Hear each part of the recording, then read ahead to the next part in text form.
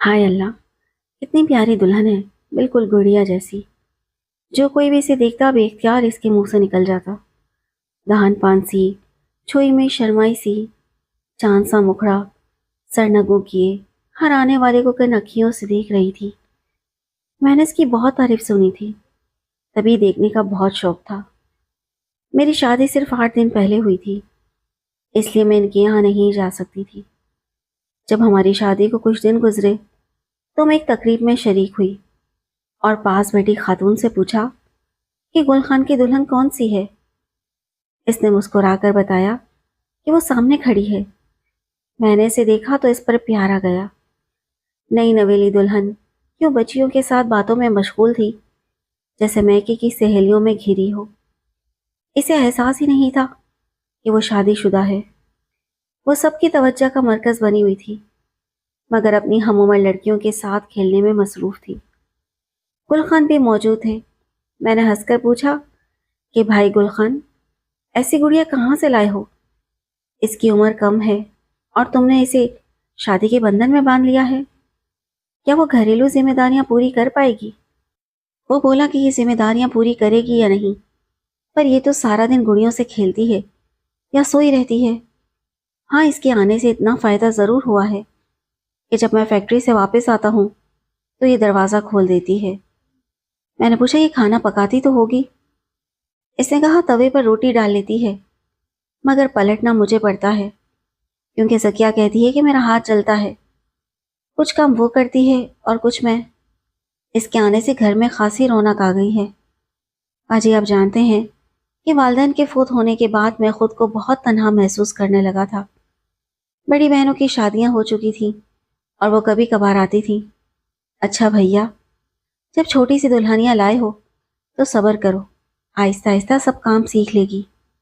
मैंने जकिया के चेहरे की तरफ देखा, जो दुपट्टे पर लगे सितारों की बेल से खेल रही थी, और सोचा कि 9-10 साल की ये बच्ची हंडिया पर खाना सीख चुकी होगी। रोटी पकाने में हाथ जलता है तो सालन बनाने में नरम हथेलियां और कलाइयां चलना तो फितरी था। 5 बरस गुजर गए। एक दिन मैके गई तो सुना कि गुल खान की बीवी के यहाँ बच्ची हुई है। वो बमुश्किल 15 बरस की थी और बच्चे की माँ भी बन गई थी। बच्ची ने ममता का रूप भी देख लिया था। मैं बच्ची को देखने गई तो जकिया पहले से ज्यादा सियानी हो चुकी थी। एक बुर्दबार लड़की नजर आती थी। भोली भाली सूरत पर सयाना बना चुका था और जमाने के नशीबो फराज से वाकिफ थी। शोहर इससे 20 बरस बड़ा था, लेकिन वो इसकी ऐसी खिदमत करती थी कि हैरत होती थी। एक कमसन लड़की क्या इतनी अक्लमंद हो सकती है कि इसकी रविश में ढल जाए और एक अच्छी बीवी बन जाए?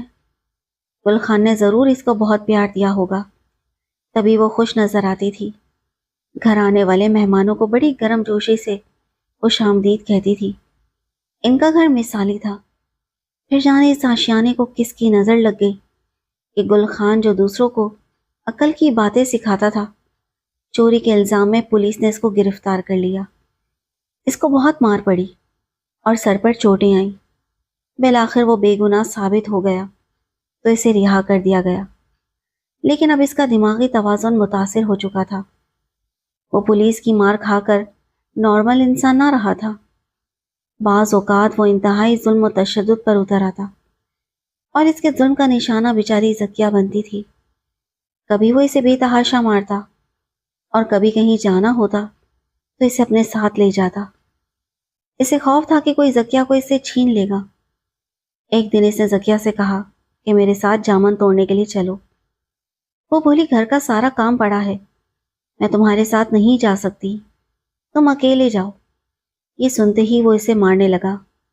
बेचारी डर के मारे जाने को तैयार हो गई और चलते वक्त शौहर से बोली, जरा ठहरो, बुर्का ओढ़ लूं। जवाब मिला, कोई जरूरत नहीं बुर्का ओढ़ने की, बस ऐसे ही मेरे साथ चलो। बेचारी खौफ के मारे नंगे पांव इसके साथ चलने लगी। अपनी धुन में शौहर खुदा जाने किधर निकल गया। ये गरीब इसकी इजाजत के बगैर हिल नहीं सकती थी, लिहाजा बैठे बैठे अकड़ गई।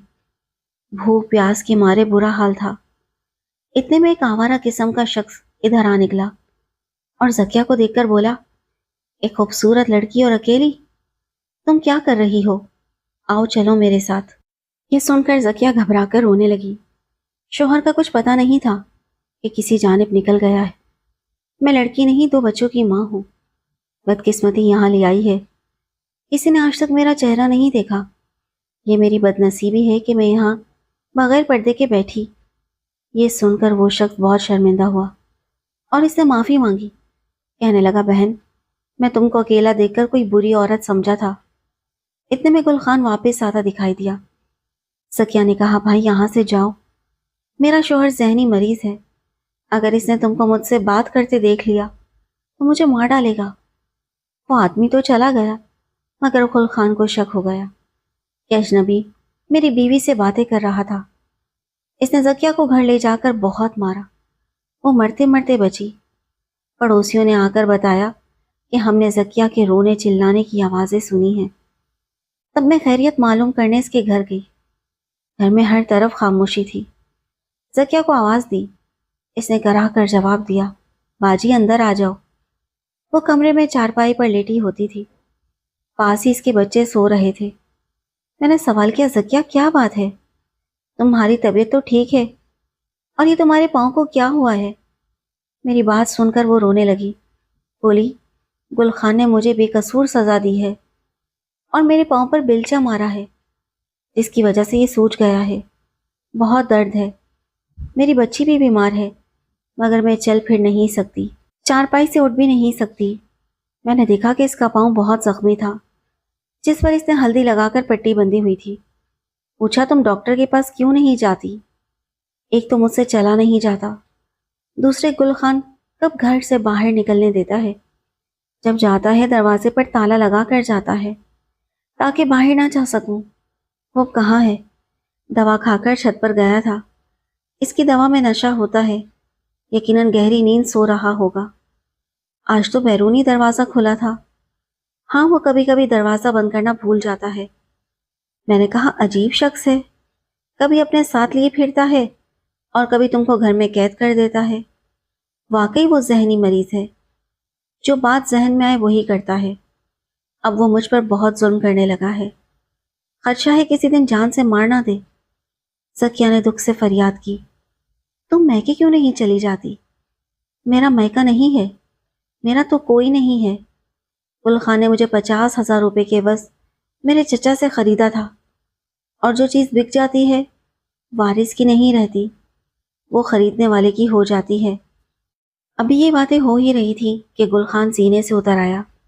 इसने मुझे घूर कर देखा और बाहर चला गया। थोड़ी देर बाद वापस आया तो इसके हाथ में शॉपर था।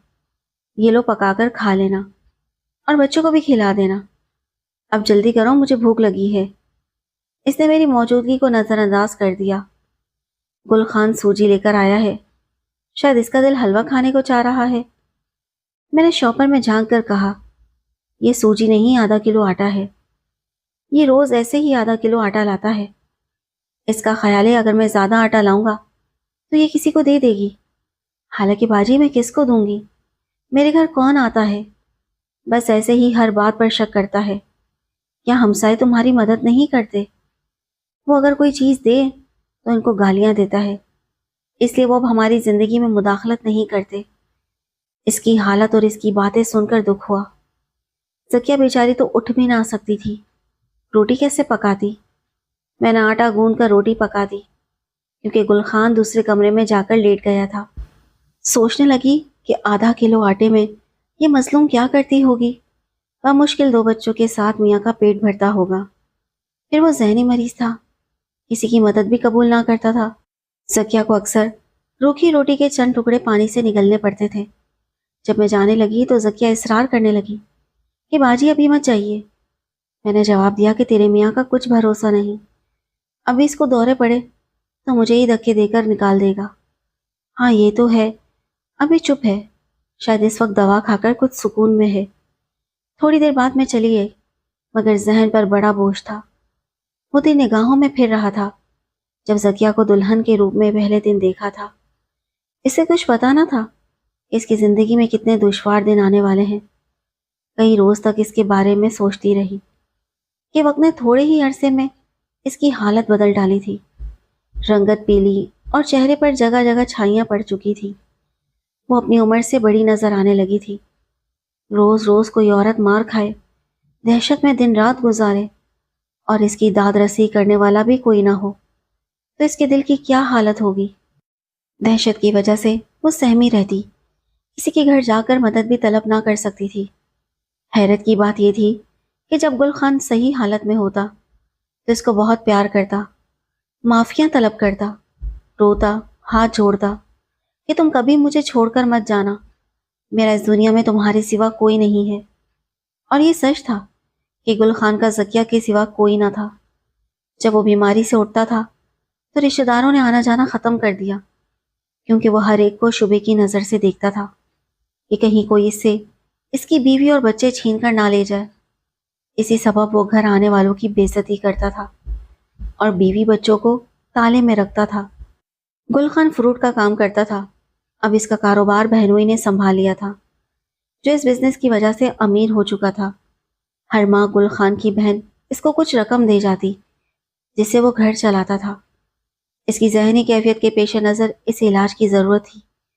جب موڈ صحیح ہوتا وہ خود ڈاکٹر کے پاس چلا جاتا، اور جب دماغی حالت ٹھیک نہ ہوتی دوائیاں پھینک دیتا، کہتا کہ ڈاکٹر نے زہر دے دیا ہے تاکہ میں مر جاؤں اور وہ میری ذکیہ کو لے جائے۔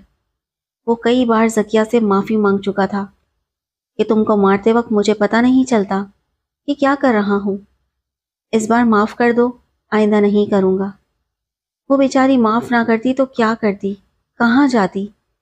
جب دکھ قابل برداشت نہ ہوتا بہت روتی اور پولیس والوں کو بدوائیں دیتی کہ جنہوں نے مار مار کر اس کے خاوند کی ایسی حالت کر دی تھی۔ لوگ اس کا حال دیکھ کر ترس کھاتے تھے، مگر کوئی اس کو ان دکھوں سے نجات دلانے کے لیے عملی قدم نہ اٹھاتا تھا۔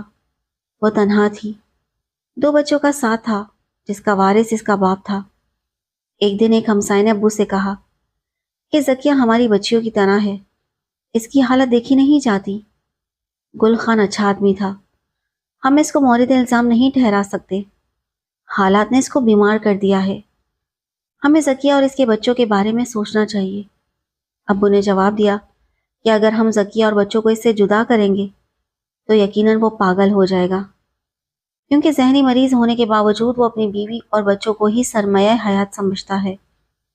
اس کا علاج کسی کے پاس نہیں تھا، کیونکہ وہ کسی کو اپنے قریب بھٹکنے نہیں دیتا تھا، گالیاں دیتا، شک کرتا، ہر کسی پر الزام دھرتا کہ تم لوگوں نے ہی چوری کا پرچہ کٹوا کر مجھے پولیس سے مار پڑوائی تھی۔ اس کے ذہن سے اس وہم کو کوئی نہیں نکال سکتا، پھر ہم کیا کر سکتے ہیں؟ ابو نے مایوسی کا اظہار کیا تو پڑوسی کی ہمت بھی جواب دے گئی۔ کچھ دن گزرے تھے کہ پتہ چلا ذکیہ گھر سے غائب ہے، اپنے بچوں کو ساتھ لے گئی ہے۔ گل خان پر رد عمل تو ہونا تھا، وہ چیخنے چلانے لگا کہ میری خوبصورت بیوی کو نہ جانے کون نامراد بھگا کر لے گیا ہے، اس نے میرے بچوں کو بھی اغوا کر لیا ہے، میں اس کا خون پی جاؤں گا۔